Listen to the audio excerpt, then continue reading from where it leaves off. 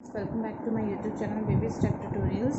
आज हम सीआईबी का जो थर्ड पेपर होता है इलेक्टिव पेपर, उसमें रिटेल बैंकिंग के मॉड्यूल ए का यूनिट 1 करेंगे। मॉड्यूल ए जो है वो आपका बहुत ही छोटा सा दे रखा है और उसमें बहुत ज़्यादा कुछ है नहीं, तो बस हम एक इंट्रोडक्टरी टाइप से छोटा सा एक वीडियो बना लिया मैंने इसके लिए। ठीक है, ये पेज थोड़ा कट गया तो आपको हो सकता है थोड़ा इशू है समझने में। देखिए, पहले तो इंट्रोडक्शन क्या होता है। जो रिटेल बैंकिंग होती है ना, वो आपका कस्टमर बेस होता है, उसमें जो इंडिविजुअल कंज्यूमर होता है उसको टारगेट करता है। ठीक है ना।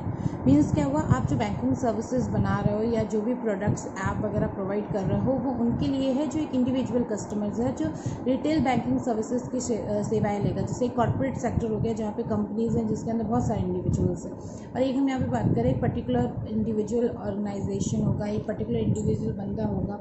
ठीक है, इस टाइप से। अब कैरेक्टरिस्टिक्स क्या होती है रिटेल बैंकिंग की? देखिए, आपकी जो कैरेक्टरिस्टिक्स होते हैं वो फर्स्ट तो यही हो गया कि इंडिविजुअल कस्टमर्स को टारगेट करता है। सेकंड आपका ये हो गया कि आपके पास जो बहुत बड़ी आपके पास पॉपुलेशन दे रखी है, जो आपका बहुत बड़ा आपने सेगमेंट एक बना रखा है कि हाँ, जैसे आप बताते हैं ना कि हाँ ये हम एक ऐप प्रोवाइड कराएंगे। ठीक है, ये सीनियर सिटीजन को टारगेट करेगा, ये एक ऐप बनाएंगे, ये जो यंग जनरेशन है उनको टारगेट करेगी, या ये इस ग्रुप सेगमेंट को टारगेट करेगा, या इस जेंडर में टारगेट करेगा। इस टाइप से बहुत सारे ऐप्स और सर्विसेज आप उस हिसाब से बनाते हो। तो उस मास मार्केट में आप जो भी इंडिविजुअल कंज्यूमर्स के लिए प्रोडक्ट बनाते हो ना, वो आपका रिटेल बैंकिंग के अंदर में आता है। ठीक है, नेक्स्ट क्या हो गया, अब बहुत सारी सर्विसेज होती हैं लाइबिलिटी से रिलेटेड, असेट्स से रिलेटेड, वो सब आप उनको प्रोवाइड करवाते हो, इसमें प्रोवाइड होती हैं। ठीक है, आपके दो टाइप के डिलीवरी मॉडल होते हैं ना, फिजिकल एंड वर्चुअल। तो फिजिकल एंड वर्चुअल में आप क्या करते हैं ना, फिजिकल में आप सर्विसेज, जैसे आप फिजिकल में क्या हुआ ना, फिजिकल में वो ब्रांच विजिट करते हैं जो कस्टमर्स होते हैं, ब्रांच में आके आपके सर्विसेज लेते हैं। वर्चुअल में क्या हुआ, आप ऑनलाइन डिजिटल बैंकिंग से डिजिटल प्रोडक्ट्स यूज़ कर रहे हो, एटीएम यूज़ कर रहे हो, ठीक है ना, किसॉक वगैरह यूज़ कर रहे हो, तो वो सब आपका वर्चुअल वगैरह में आ जाता है। ठीक है, अब आपका क्या हुआ, एडवांटेजेस क्या होते हैं? देखिए, क्लाइंट बेस जो होता है ना वो लार्ज होता है, तो जो रिस्क होता है ना वो स्प्रेड हो जाता है। मीन्स अगर मान लीजिए मैं एक कस्टमर हूँ, एक दूसरा कस्टमर है, मैंने 1 लाख का लोन लिया, उसने 5 लाख का लोन लिया।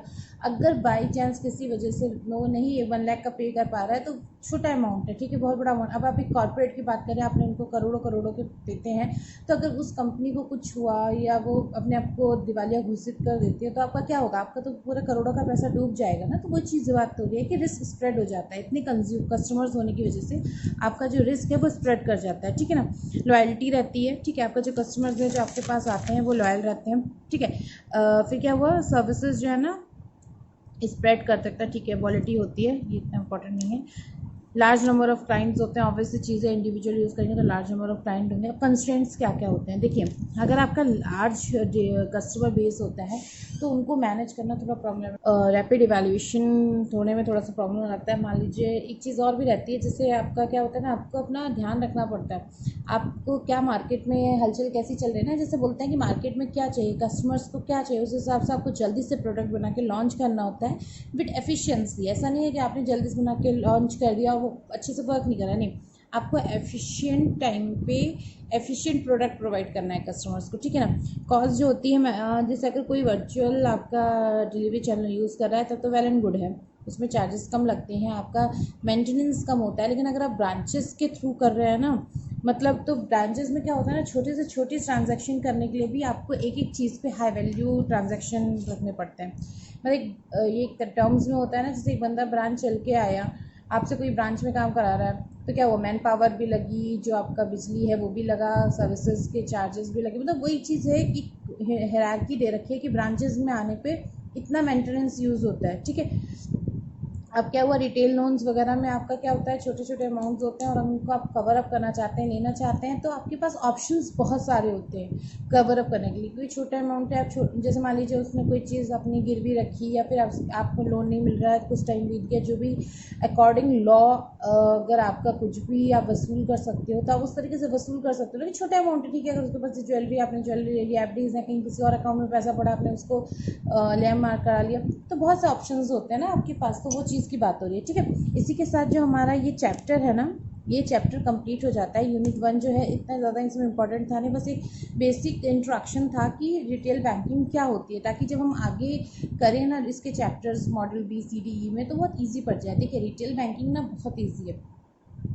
लास्ट कुछ टाइम से इसमें, पहले इसमें बिल्कुल थ्योरी आती थी, आप डे टू डे जो बैंकिंग करते हो वो आता है, बट अब कुछ टाइम से न्यूमेरिकल्स आने लगे हैं क्रेडिट कार्ड से रिलेटेड, HRA से रिलेटेड, जो कि बहुत इजी होते हैं। अगर आप थोड़ा सा भी समझ लो बस कैसे करना है, तो फिर आपका ये क्वेश्चन ना आराम से हाई मार्क्स स्कोर गेन कर सकता है।